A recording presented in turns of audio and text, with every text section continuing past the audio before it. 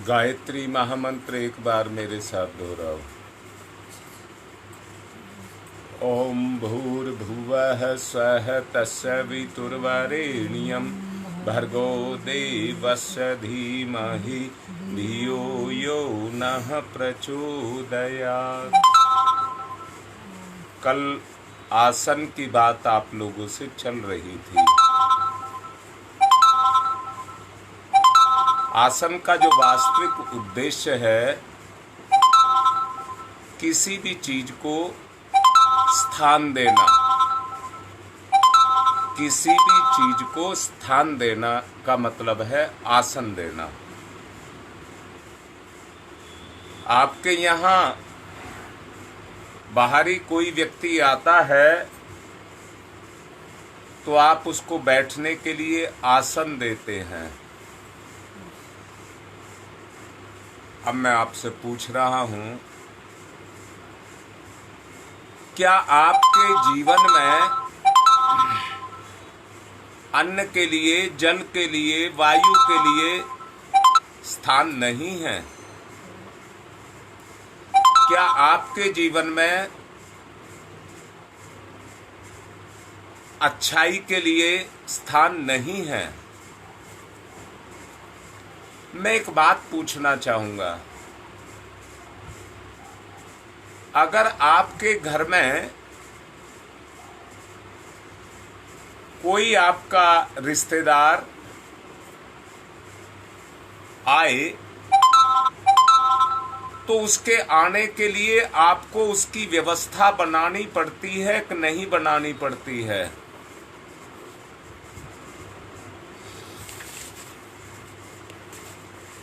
रिश्तेदार किस स्तर का है, व्यवस्था भी उसी स्तर की बनानी पड़ती है।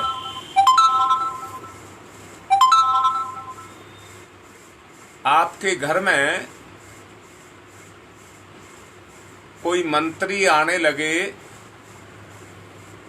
तो उसकी भी व्यवस्था आपको बनानी पड़ती है। अब मैं पूछ रहा हूं, घर में साफ से साफ, सुंदर से सुंदर जगह भी होती है और घर में गंदी से गंदी जगह भी होती है। तो आने वाले रिश्तेदार को आप कहां पर बैठाएंगे? बहुत अच्छे से सोच करके देखो। अगर आप सोचते हैं तो एक ही बात निकलेगी कि घर में जो सबसे सुंदर सुखद जगह हो, उसी पर आने वाले अपने उस रिश्तेदार को हम वहां पर बैठाएंगे। और आप लोगों ने देखा भी होगा, हर घर के अंदर एक बैठक बनाई जाती है जो आने जाने वालों के लिए होती है,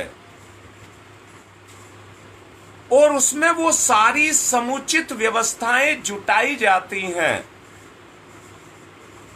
कि आने वाले को किसी भी तरह की परेशानी या हीन भाव उसके मन में पैदा ना हो जाए।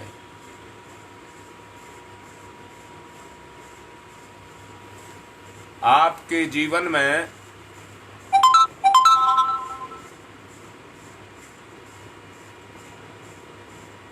भगवान का स्थान है, ये बात आपको देखनी पड़ेगी।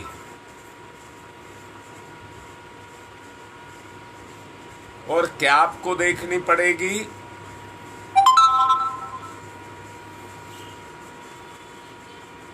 कि भगवान आपसे क्या चाहते हैं। क्योंकि जो घर में आगंतुक होता है,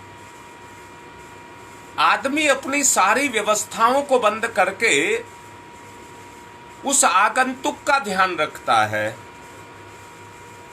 कि आने वाले को किसी भी तरह की कमी ना हो जाए।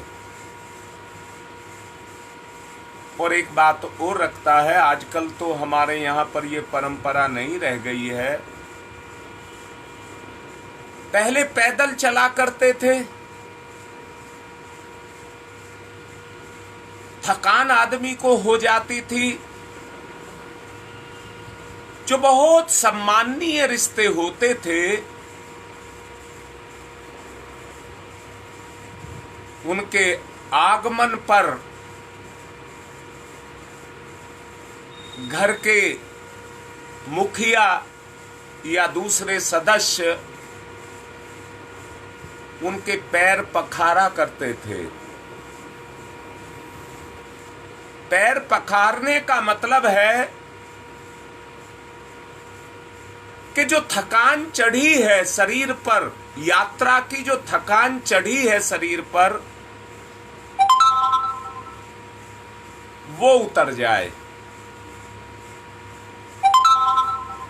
वो थकान उतर जाए।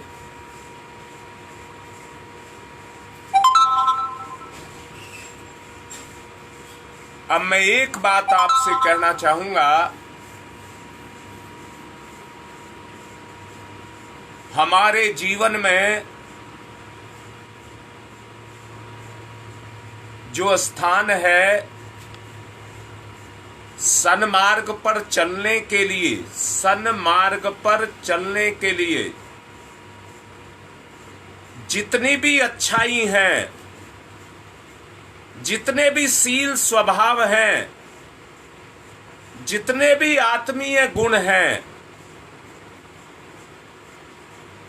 मैं उन सब को साथ लेकर के कह रहा हूं, उन सब का प्रयोग किया जाता है कि आने वाले को मेरा व्यवहार किसी भी स्तर पर खलने वाला ना हो।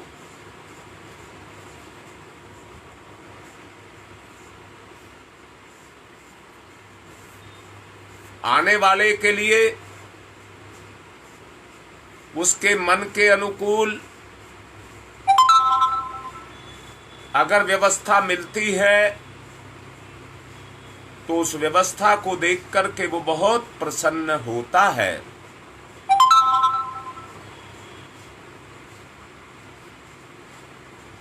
परंतु अगर व्यवस्था अनुकूल ना हो तो आगंतुक का वहां पर मन नहीं लगता है और वो वहां से जल्दी से वापसी जाने की बात को सोचता है।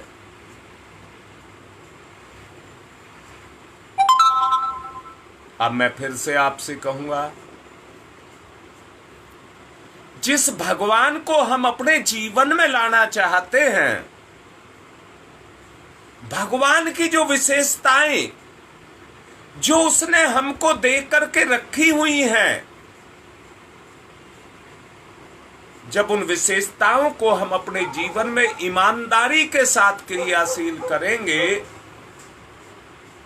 तो वहां पर आकर के भगवान विराजमान हो जाएगा। मैं फिर से कहता हूं, भगवान कहाँ है? भगवान कोई व्यक्ति नहीं है, कोई आकार नहीं है। भगवान एक गुण है।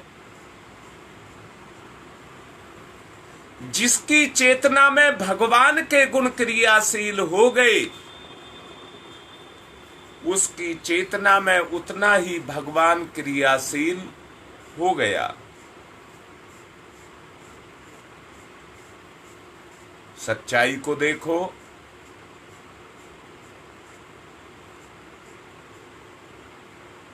हमें भगवान को आसन देना है। कितना बड़ा काम है कि हम भगवान को आसन दे सकें। याद रखना, सबसे सरल भगवान को बुलाना है, परंतु आसन देना सरल नहीं है। आसन देना सरल नहीं है। काम, क्रोध, लोभ, मोह, ईर्ष्या, द्वेष, दुर्गुण, कितने सारे पाप वो हमारे जीवन में क्रियाशील रहते हैं। परंतु सच को ये देखिए, पाप के अंदर भगवान नहीं आएगा। ये सच्चाई है जीवन की। जो व्यक्ति जितना ईमानदार, सरल होगा, न्यायकारी होगा, समदर्शी होगा, विवेकशील होगा, उतने ही अंशों के अंदर उसके अंदर भगवान विराजमान होगा। फिर दोबारा से कह रहा हूं, ईश्वर एक ऐसी सत्ता है जिसको किसी से ना प्रेम है ना द्वेष है। वो किसी से ना वरदान बखेरता है ना किसी को शाप देता है। उसकी तो एक विधि व्यवस्था है, वो है अनुशासन। जो अनुशासन को पालते हैं उन पर ईश्वर को प्रसन्न समझा जा सकता है। भाई, मैं आपसे निचोड़ के रूप में पूछ रहा हूं, क्या सब कुछ आपकी मुट्ठी में है या नहीं है? स्थिति केवल एक ही खराब है कि हमारे बस में हमारा आपा नहीं है। हमारी जो इंद्रियां हैं वो हमको भटकाती रहती हैं, परंतु हमको नहीं, हमारे भगवान को भटका देती है।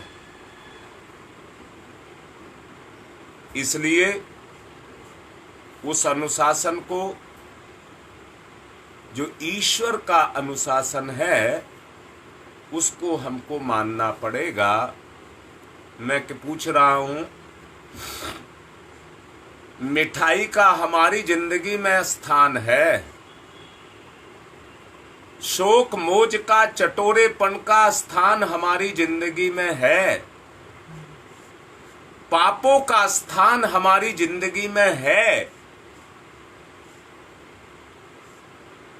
तरह तरह के बिखराव, मर्यादाओं को तोड़ना, कुमार्ग पर चलना, अपने कृत्यों के दुष्परिणामों को भोगना, मुझे बताओ, ये सब चीजें हमारे जीवन में हैं या नहीं हैं? हम भगवान को आसन देना चाहते हैं, भगवान को आसन देना चाहते हैं। साधना का मतलब क्या है? साधना का मतलब आप जानिए क्या है?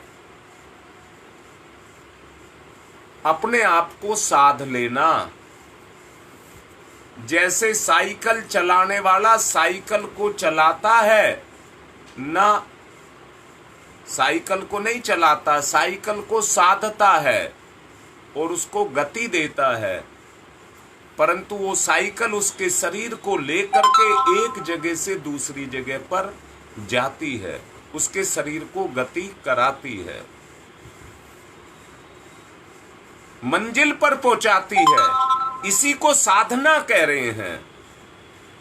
हमें भगवान, जैसे साइकिल है, स्कूटर है, कार है, हवाई जहाज है, पानी का जहाज है, ये हमारे आवागमन के साधन हैं। ऐसे ही भगवान तक पहुंचने का हमारा भी साधन है। पूजा पाठ तो उसका केवल साधने का तरीका है। मैंने कहा साइकिल को साधना पड़ता है, ऐसे ही पूजा पाठ भी माध्यम है ईश्वर तक जाने का। सच को देखो, जब कर्म करना हमारी मंजिल नहीं है, अनुष्ठान करना हमारी मंजिल नहीं है, ये हमारा साधन है। इसके द्वारा हम ईश्वर तक पहुंच सकते हैं। अब ईश्वर तक, मैंने कहा साइकिल को साधना पड़ता है, पर उसको गति भी देनी पड़ती है। ऐसे ही हमें अपनी भावना से अपनी चेतना को गति देनी पड़ती है। हमारी भावना हमें ईश्वर तक लेकर के जाए।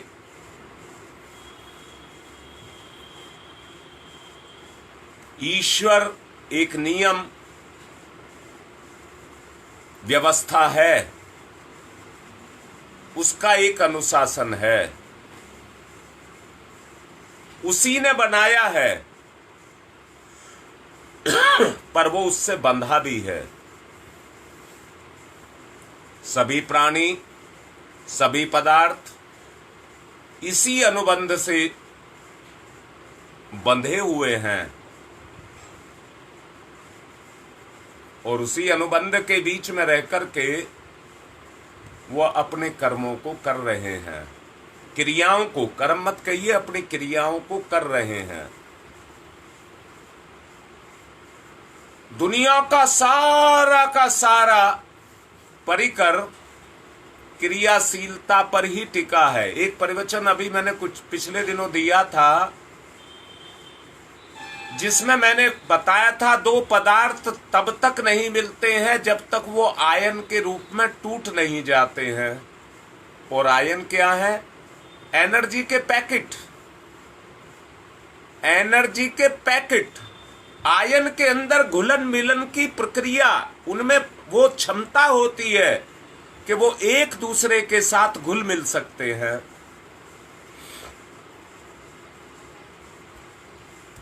अब मैं भी आपसे यही कह रहा हूं, जैसे वो अपने आप को तोड़ करके क्रिया करते हैं और इस संसार को गति देते हैं, ठीक इसी तरह से हमें भी अपने जीवन को गति देनी पड़ेगी। अपने जीवन को गति देनी पड़ेगी। मैंने पिछले दिनों आपको बताया था, सब्जी बनाने वाली माता बहन कई चीजों को आपस में मिलाती है।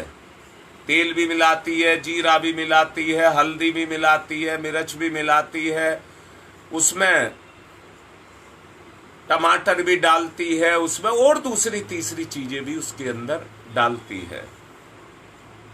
परंतु आग ना जलाए तो उनका कोई मतलब नहीं रह जाएगा, क्रियाशीलता नहीं होगी। अगर क्रियाशीलता होती है तो आग उसको गर्म करती है, नरम बनाती है, नरम बनने से घुलन मिलन की प्रक्रिया शुरू होती है।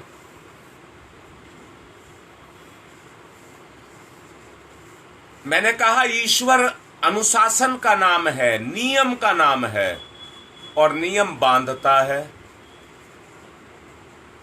नियम, अनुशासन बांधता है, उसमें कड़ाई है, कठोरता है।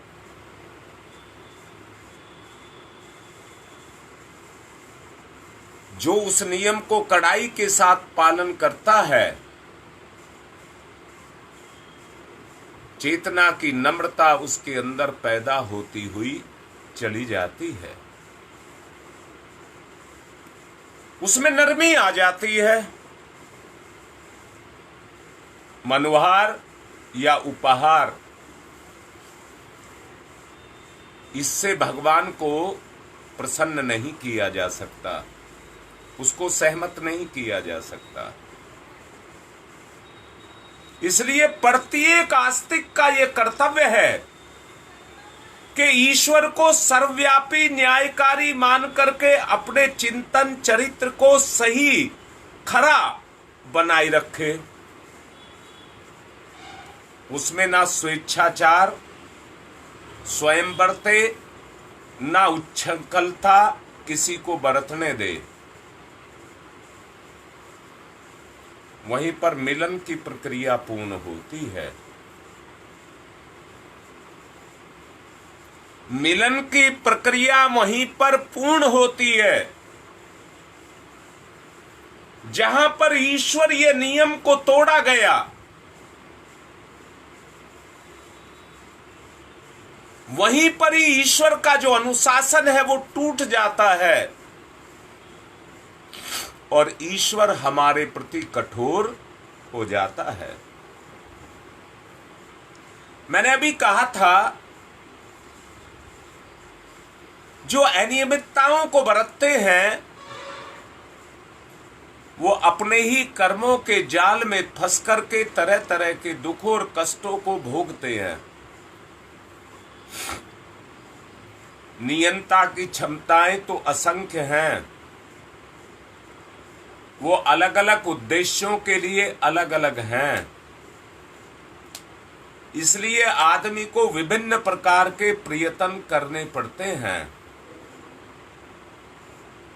इसमें मानवीय अंतराल को प्रभावित करने वाली सज्जनता और सदैसाता की धारा अपने अंदर से फूट करके निकलती है,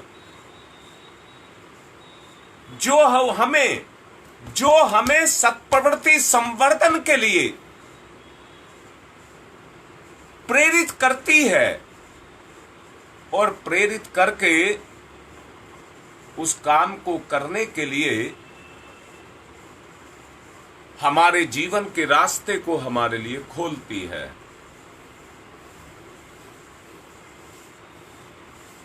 सत्प्रवृत्तियों का समुच्चय ही भगवान को कहते हैं। सूर्य की धूप निकलने से कमल के फूल जिस तरह से या दूसरे फूल जिस तरह से खिलते हैं, आपने अपनी आंखों से देखा होगा। सूरज छुपते के साथ ही बहुत से पेड़ ऐसे हैं जिनके पत्ते सुखड़ जाते हैं। फूल ही नहीं कह रहा, पत्ते भी सुखड़ जाते हैं और उनकी चेतना निद्रा में चली जाती है। उनकी चेतना निद्रा में चली जाती है।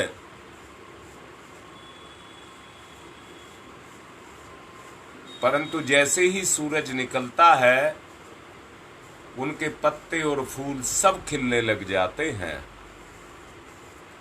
इसी प्रकार परब्रह्म का सानिध्य होते ही मनुष्य के गुण, कर्म, स्वभाव उत्कृष्टता की महक से महकने लग जाते हैं। आसन दे करके तो देखो,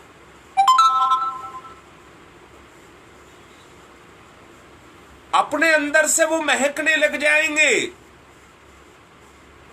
भक्ति कोई भावुकता का आवेश नहीं है, ना भक्ति कोई भावुकता का आवेश नहीं है। उसमें ईश्वर के दर्शन के जैसा कोई आग्रह रोपा जा सके जो सर्वव्यापी है, जो कण कण में समाया है। वो स्वभावतः अपने पास भी है, बाहर से वातावरण भरा हुआ है और अंतरंग में अंतःकरण की उसकी महत्ता से ओतप्रोत भी है। अज्ञान के कारण ही वह हमसे दूर प्रतीत होता है। मैंने कुछ देर पहले आपसे कहा था, जिस तरह से गंदगी के अंदर किसी अपने रिश्तेदार को नहीं बैठाया जा सकता, वो बैठना ही नहीं चाहेगा। इसी तरह से हमारा भगवान भी गंदगी में नहीं बैठना चाहेगा। विवेक उभरने पर ही अति समीप वो आपको दिखाई देगा, अति समीप वो आपको दिखाई देगा।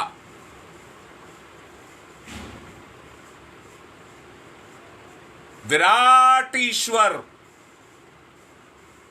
कल मैंने एक बात आपको समझाई थी। मैं कल नेहरू विहार में प्रोग्राम दे रहा था, उसमें मैंने एक बात आपको समझाई थी। जो है नेहरू विहार वाले वो समझ रहे होंगे। अगाध करुणा का सागर ममता है। अगाध करुणा का सागर ममता है। जीव जल की एक बूंद के समान है।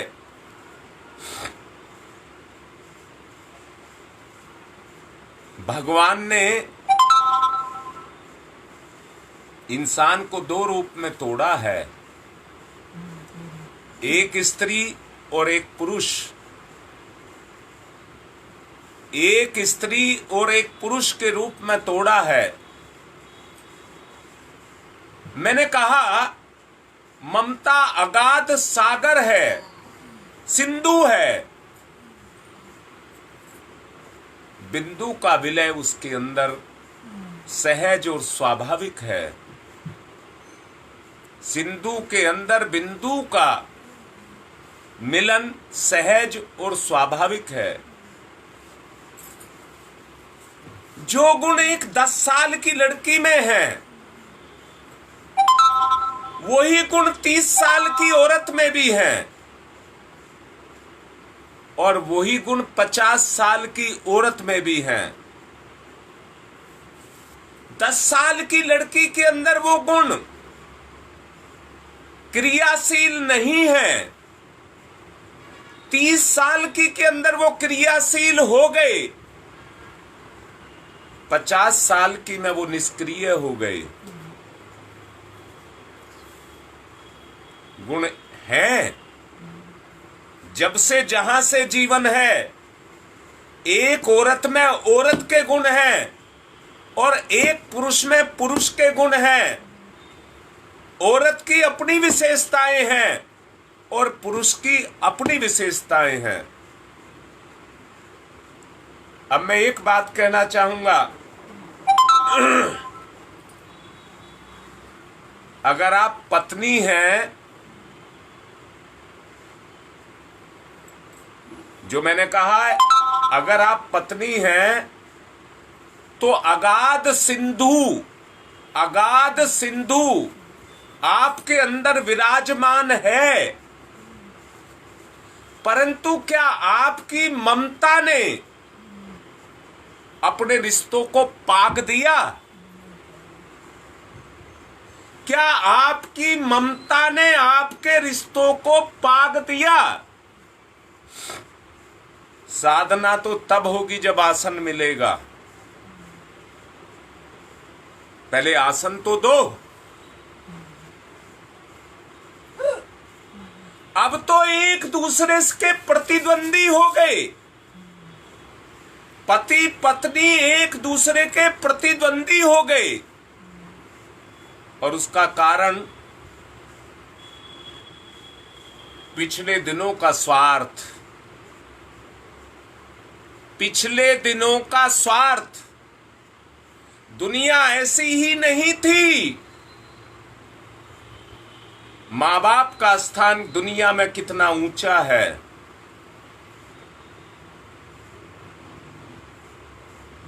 परंतु आज अगर सबसे गिरी हुई अवस्था किसी की है तो वो माता पिता की है, गुरुजनों की है।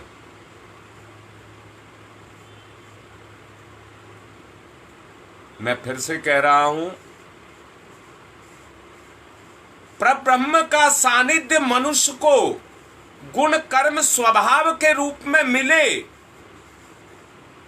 और उनके अंदर से गुण क्रियाशील हो, तो उनका जीवन महकेगा या नहीं महकेगा? ईमानदारी से तोल करके देखिए। आसन की बात आपसे कह रहा हूं। आसन माने स्थान देना,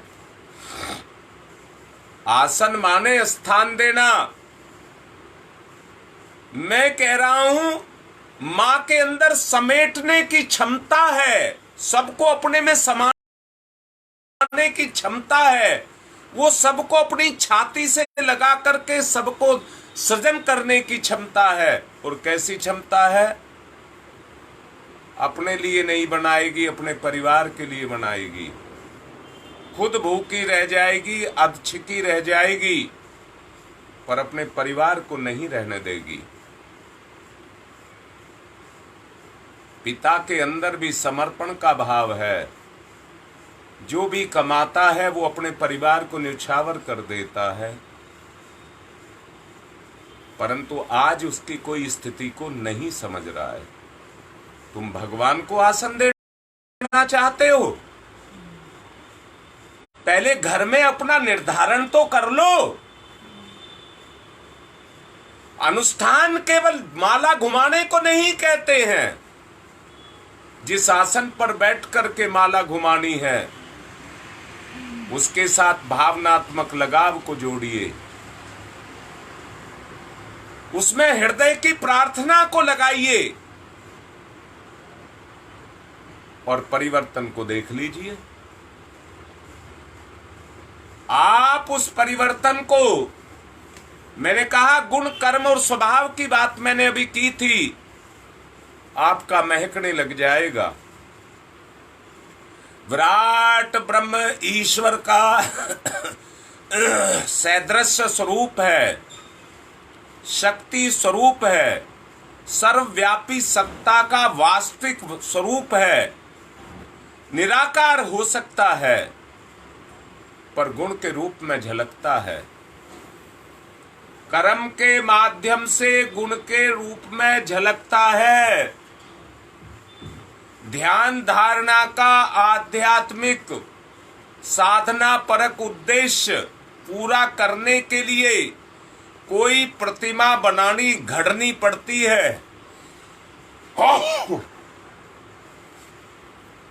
उसके लिए ईश्वर की, परब्रह्म की कोई प्रतिमा घड़नी पड़ती है। इसलिए अपनी मान्यता और श्रद्धा के अनुरूप अवतारों के रूप में देवताओं की छवि और आकृतियां कल्पित की जाती हैं।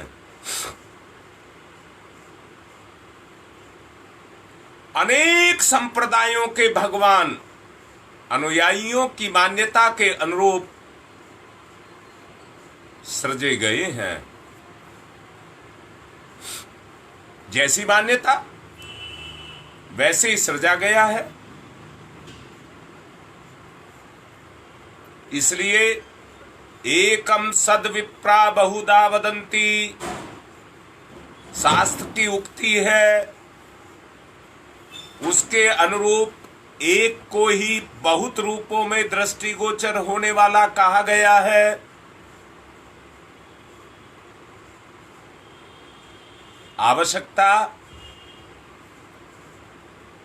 समझना, शब्द कह देना बहुत आसान है। समझने का मतलब है आपके विचार में, आपके अनुभव में, आपके एहसास में वो गुण दृष्टिगोचर होने लगे। ईश्वर का विराट स्वरूप, दृश्यमान स्वरूप, विराट विश्व है। मेरे पास गिनती नहीं है, प्रयास तो किया गया था। सहयोग ना मिल पाने के कारण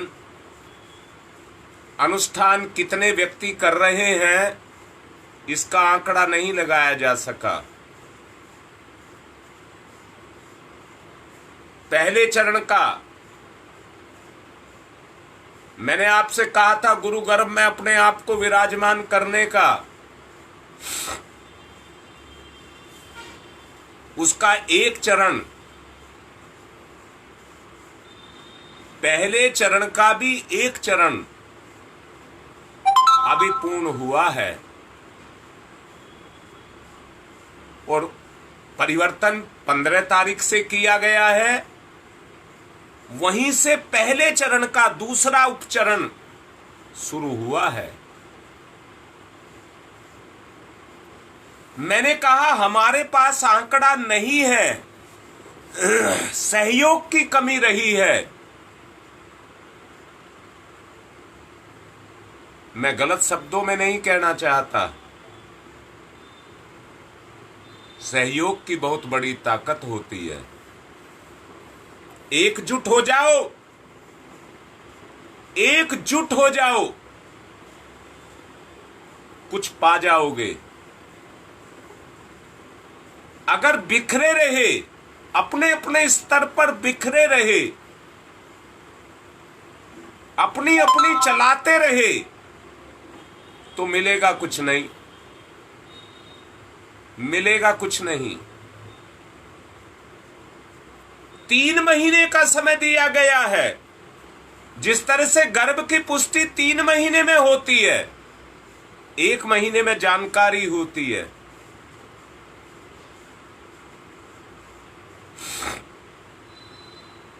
परम पूज्य गुरुदेव ने अपनी साधना को मैच्योर करने के लिए हिमालय की 3 यात्राएं की थी।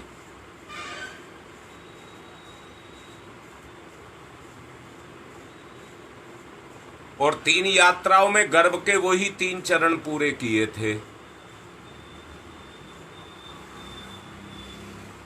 हम भी साधना के भगवान के गर्भ में बैठ करके साधना के उन्हीं 3 चरणों को पूरा करना है। समय समय पर आपको निर्देश मिलते रहेंगे। निर्देश का मतलब है उसी तरह का समर्पण हमारा जगता हुआ चला जाए। ईश्वर विराट है, पूरी दुनिया उसका साकार स्वरूप है।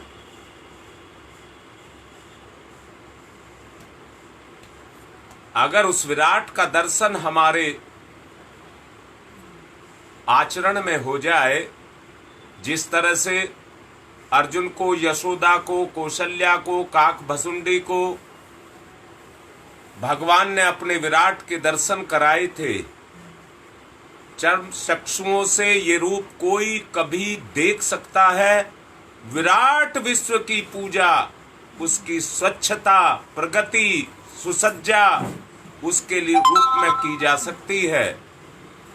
अब की उपेक्षा अगला समय अधिक समृद्ध, सुसंपन्न, प्रगतिशील, सुसंस्कृत हो, इसके लिए प्राण प्रण से प्रयत्न हमको करना पड़ेगा। अपना समय, श्रम, मनोयोग और साधन उसके लिए हमें लगाने पड़ेंगे। यही कर्मयोग बनेगा, यही कर्मयोग बनेगा।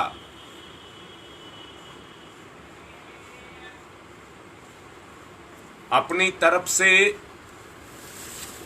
साधना का स्वरूप जितना सरल बनाया जा सकता है, उतना प्रयास आप लोगों के सामने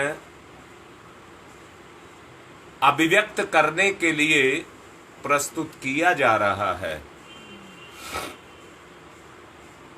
केवल सुन लेना, देख लेने तक सीमित ना रह जाए, भाव पक्ष मजबूत बने। आस्तिकता की भावना मनुष्य को उच्छृंखलता पर अंकुश लगाती है। अरे नकेल तो ऊंट को भी डालनी पड़ती है। अगर नकेल नाग डालें, ऊंट को नकेल डालते हैं, भैंसे को, बैल को नाक फोड़ते हैं, घोड़े को लगाम लगाते हैं, हाथी पर अंकुश का सहारा लेते हैं।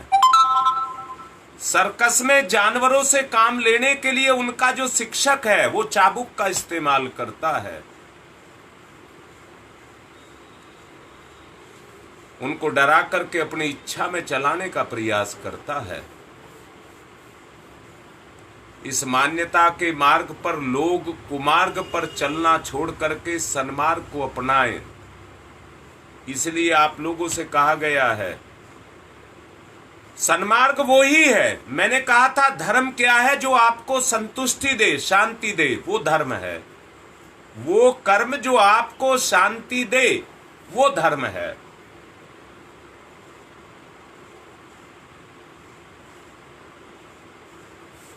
इसलिए उस धर्म का पालन करिए, उस मर्यादा का पालन करिए जो अंतरात्मा आपसे कहे। मैंने निचोड़ रूप में कह रहा हूं, आज हमारे घर में बाप बेटा, माँ बेटा, भाई बहन, पिता पुत्र, माँ पति पत्नी, ये सब रिश्ते हैं। बताओ आपके हृदय में किसका आसन है? तो भगवान का आसन तो तब बनेगा, ये तो साकार रिश्ते हैं, इन्हीं का ही आसन नहीं है।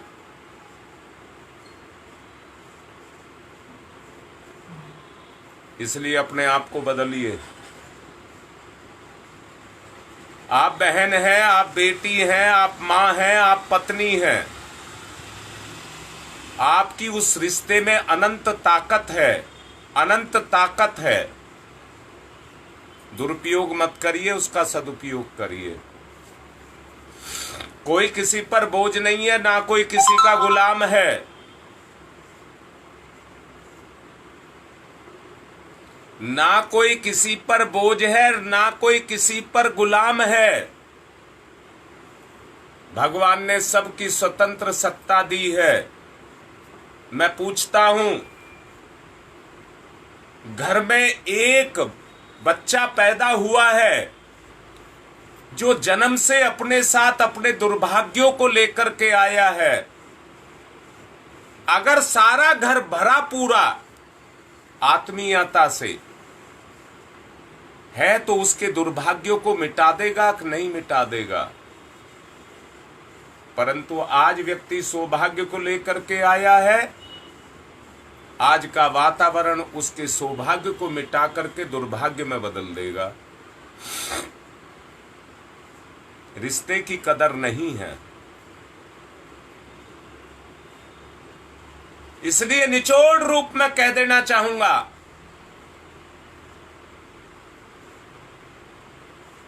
जब तक व्यक्ति अपने रिश्ते का सम्मान नहीं करेगा, भगवान को भी आसन नहीं दे सकेगा। भगवान को भी आसन नहीं दे सकेगा। अगर भगवान को आसन देना है तो अपने रिश्ते को सम्मान देना ही पड़ेगा। आज के इस विषय को, कल मैंने शब्द बोले थे, अगाध सिंधु की बात बोली थी। पूर्ण से जुड़ करके कहते हैं पूर्ण हो जाता है, पर तब जब गुणों को लिया जाए तो उसको कहते हैं परिपूर्ण होना। पूर्ण होना नहीं कहते हैं, परिपूर्ण होना। पर जब परिपूर्णता पर चला जाता है, वो गुण कर्म स्वभाव के अंदर जाकर के समाहित होते हैं, तो व्यक्ति पूर्ण होता है, संपूर्ण होता है। हमें परिपूर्णता से संपूर्णता की तरफ चलना होगा। आसन की बात अभी आपसे की है। हर चीज की एक जगह है। अगर आपको कोई मां कहता है तो उस मां कहने वाले की जगह है और मां की भी जगह है। जिसकी जो जगह है उसको दीजिए तो बात बनती है।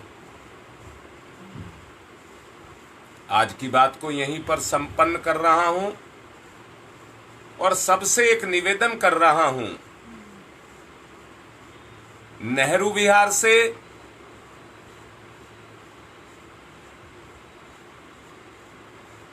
कल मैं गया था प्रोग्राम के लिए। क्या नाम है इसका?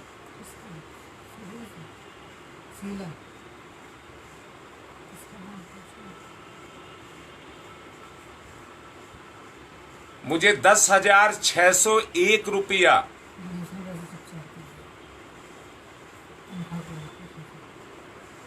मैंने नाम पूछा आपसे।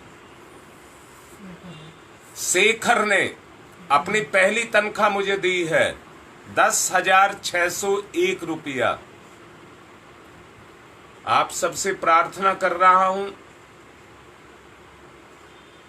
गुरु कार्य के लिए उसने दिया है।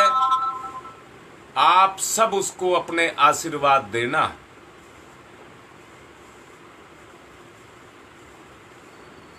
शेखर को सब अपने आशीर्वाद देना। उसने अपना संपूर्ण गुरु को दिया है। बस इतनी बात कहकर के मैं आज की बात को यहीं पर विराम दे रहा हूं। ओम शांति ही शांति ही शांति।